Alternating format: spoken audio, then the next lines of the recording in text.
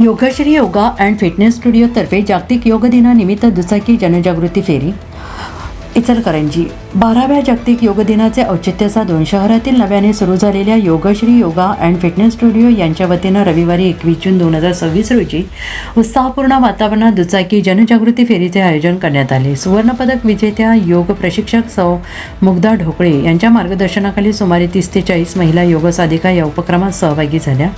या फेरीची सुरुवात शहरातील शिवतीर्थ येथे छत्रपती शिवाजी महाराजांच्या पुतळ्यास पुष्पहार अर्पण करून आणि मानवंदना देऊन करण्यात आली आणि त्यानंतर शिवतीर्थ इचलकरंजी एसटी स्टँड, संभाजी स्मारक, अटल बिहारी वाजपेयी चौक, गांधी चौक, डॉक्टर बाबासाहेब आंबेडकर चौक हे मार्गे योगश्री योगा अँड फिटनेस स्टुडिओपर्यंत ही जनजागृती फेरी काढण्यात आली।